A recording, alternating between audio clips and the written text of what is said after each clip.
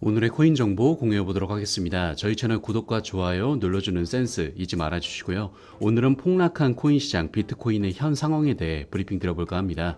먼저 브리핑 시작에 앞서 영상 하단의 고정 댓글에 보시면 저희 소통방으로 들어오실 수 있는 링크가 있습니다. 저희 채널은 일체 유료 정보를 없이 저희 코인 투자자들끼리 정보를 교류하고 또 본인의 보유 코인이나 상담 역시도 도와드리고 있으니까 부담 없이 참여하셔서 같이 공유하며 유익한 소통 채널이 되고 싶습니다. 많은 참여 부탁드립니다. 그럼 브리핑 시작해 보겠습니다. 지금 시장은 가히 대폭락이라고 부를 수 있을 만큼 상황이 좋지 않습니다. 대장인 비트코인뿐 아니라 국내 증시, 미 증시까지 전부 다 하락세를 기록하고 있는 상황입니다.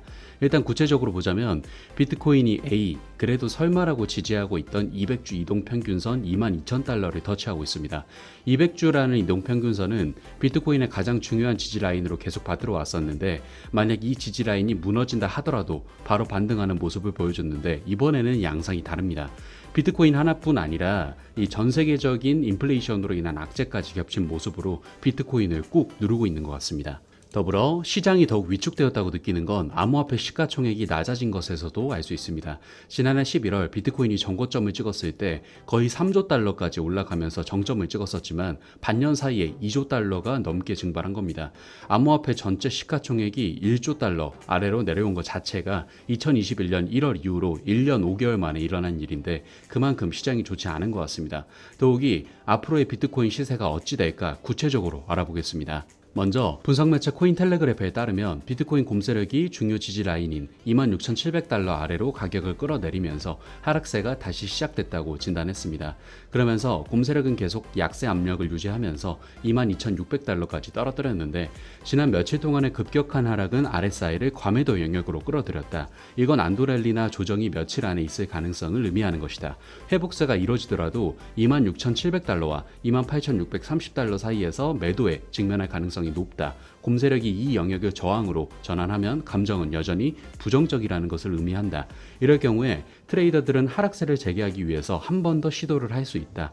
22,600달러 아래로 떨어지면 심리적 수준인 2만 달러까지 하락할 수도 있다. 항소 세력이 가격을 28,630달러 위로 밀어붙이고 유지할 경우에 곰세력이 주도권을 잃을 수 있다는 것을 시사한다.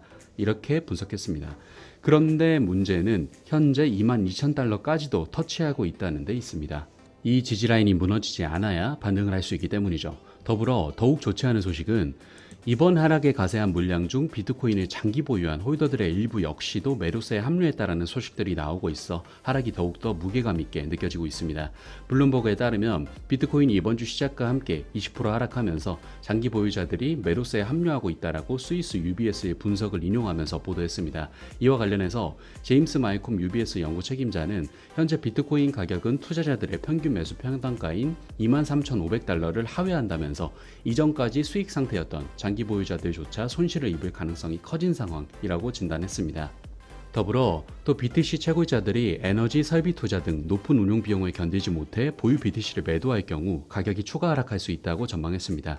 이와 관련해 미국 자산운용사 밀러타박의 분석 전략가인 매트 말리는 2017년 12월 고점이었던 1,941달러 선을 주시해야 한다고 평가하는 데 이어 그는 2020년 해당 지지선을 돌파했을 때 BTC의 가파른 상승세가 탄력을 받았다면서 이번 하락장에서도 해당 지지선을 지켜내야 한다고 강조했습니다. 여러모로 하락이 도드라지는 부분이라고 느낄 수 있고 이런 폭락을 가중시킨 것에 대해선 연준의 금리 인상 또한 빼놓을 수 없을 것 같습니다. 연준이 0.5포인트 인상이 아닌 0.75포인트 인상을 할 수도 있다라는 의견을 내비추면서 시장을 얼어붙게 만든 거죠.